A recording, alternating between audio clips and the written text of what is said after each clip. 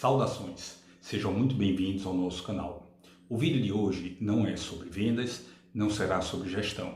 O vídeo de hoje será como podemos formatar 1.750.000 postos de trabalho no segundo semestre. Sim, podemos. E antes que você pense que é mais um maluco com algum vídeo, vou dar um breve currículo. Sou bacharel em Administração de Empresas pela Universidade de Pernambuco, especialista em marketing pela Fundação Getúlio Vargas. Fui consultor durante mais de 10 anos de grandes empresas aqui no Nordeste. Fui técnico do Sebrae Nacional, cheguei ao nível técnico mais alto que tinha lá e atualmente eu gerencio um negócio da família. Bom, eu vou explicar isso de forma bem fundamentada. Primeiro, os aspectos econômicos. Eu vou falar de duas teorias econômicas. Eu vou falar na sequência da ideia propriamente dita, dos aspectos legais e dos recursos para que essa ideia possa se movimentar. E mencionar alguns atores que podem fazer essa ideia funcionar.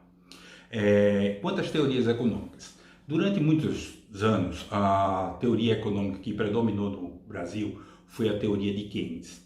A teoria keynesiana, ela fala o seguinte: quando o consumo do mercado é dado por um tripé, famílias, empresas e governos. No momento de crise, as famílias tendem a ter o consumo estável, as empresas tendem a recuar em seu consumo, em seus investimentos. Então, caberia ao governo fazer os investimentos necessários para movimentar a economia. Já a corrente liberal, da qual o nosso ministro Paulo Guedes pertence, da Escola de Chicago, diz o seguinte: perfeito, muito interessante, só de onde é que vem os recursos do governo? Basicamente, o governo lança a mão de três fontes de recursos. Primeiro, tributação, ou seja, ela tributa famílias e empresas, tornando-os mais pobres. Segundo, emissão de títulos, que é a preferida no Brasil. Então a gente paga essa conta sempre mais na frente. Por isso que nossa economia não consegue decolar, é sempre aqueles pequenos voos de galinha, como chamam. E o terceiro é a emissão de papel moeda, que aí vai desequilibrar todos os fundamentos da economia. Na minha proposta, eu tento unir as duas, pegando a premissa da escola keynesiana, mas sem lançar mão dessas três fontes de recurso. Eu vou falar mais na frente das fontes de recurso. Bom, o que é a ideia? A ideia era criarmos um grande sistema de cadastro de prestadores de serviço. De onde eu tirei essa ideia? Quando era técnico do Sebrae, se nós precisássemos contratar um consultor, nós tínhamos um sistema de gerenciamento de credenciados. Então, se eu quisesse um consultor, digamos, na área de vendas, eu ia lá no filtro, selecionava marketing e vendas, subia a área vendas, ia me aparecer uma relação de consultores e já numa ordem. Eu não poderia escolher qualquer um, eu teria que escolher o primeiro dessa lista.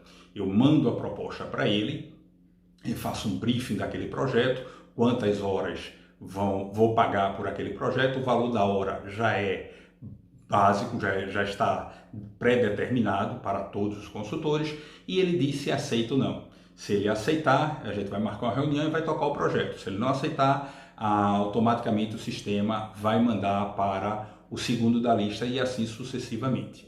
Então imagine que todos os entes da federação, vamos pegar por exemplo as prefeituras, estão consumindo constantemente serviços. Só que esses serviços passam por licitações, contrata-se grandes empresas. E na maioria das vezes são grandes empresas para uma pavimentação, para uma série de outros serviços que ocorrem.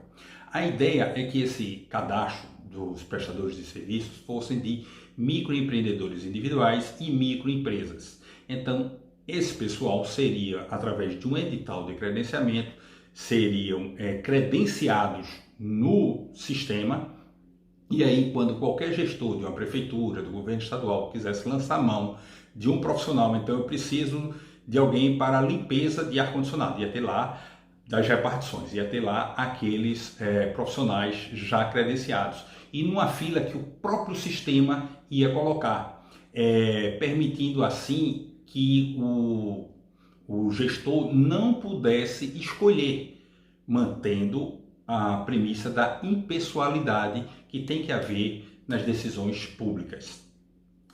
Só que para esse cadastro existir, teria que haver uma mudança na Lei 8.666, a Lei de Licitações, porque lá existem 6 modalidades, mas não existe a possibilidade de credenciamento.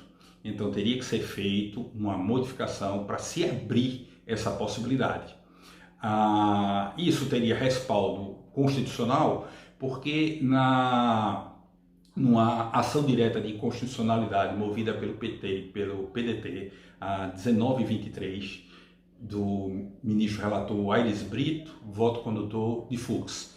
Eles lá disseram, olha, isso é permitido porque se tratava essa ação para questionar os convênios e os contratos com o Sistema S.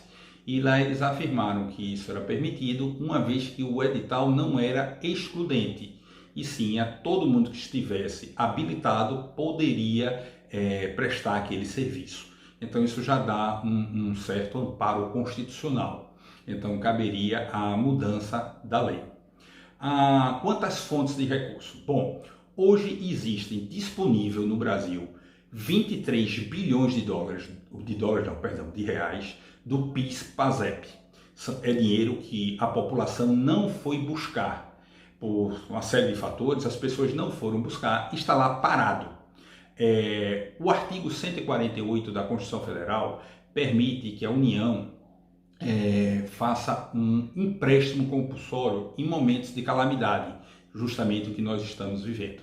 Então, poderia ser feito isso através de lei complementar e lançado mão desses 23 bilhões que estão parados na mão do governo. Aliado a isso, a gente poderia colocar para cada real que o governo federal colocar no fundo para a prestação de serviço, as prefeituras e entes colocariam mais R$1. Então eles teriam, se eles queriam ter disponibilidade, cada um ia criar a sua reserva, a sua rúbrica, ia dizer, olha, depositei 50 milhões. O governo federal ia lá e depositava mais 50 milhões até o teto dos 23 bi. De onde viria o recurso das prefeituras? Nós mudaríamos o artigo 320 do Código Brasileiro de Trânsito, ou seja, da destinação das multas de trânsito. Então, destinaríamos as multas de trânsito para esse fundo de prestação de serviço. Bom, teríamos 23 bilhões de reais do governo federal, 23 bilhões por parte dos outros entes da federação, e poderíamos ter mais 7 bilhões aproximadamente das emendas parlamentares, porque o parlamentar tem algo em torno de 15 bi, só que metade tem que ser ligado a propostas para a saúde, a outra metade ao seu livre-arbítrio. Então poderia ser sensibilizados os parlamentares para colocar nas rúbricas de cada um dos seus redutos eleitorais. E aí, se a gente fizer a soma, vamos ter 53 bilhões disponíveis para alavancar a economia. Como a gente está fazendo contratos com microempreendedor individual e com microempresa, se a gente colocar um teto aí de R$5 mil, teríamos em 6 meses, poderíamos ter 1.766.000 contratos por mês, ou seja, 1.766.000 postos de trabalho. Então, quem poderia ser os atores que poderiam apoiar isso? Acredito que o Sebrae teria um papel decisivo, pois ele tem expertise na construção do edital, tem expertise no sistema de credenciamento e gerenciamento. Além disso, teria uma grande vantagem para o Tribunal de Contas da União fiscalizar, porque através de um único sistema ele poderia acompanhar distorções. Cada ente da federação ia colocar lá o preço do serviço que ele ia estar contratando previamente e ia ter seu banco lá de dados. Então, gente, se você achou essa ideia interessante, por favor, compartilha. Tentei fazer esse vídeo o mais curto possível, era muito assunto, mas compartilha com todos os teus contatos para que esse vídeo possa chegar nas pessoas que realmente podem fazer essa ideia ir para frente. Muito obrigado.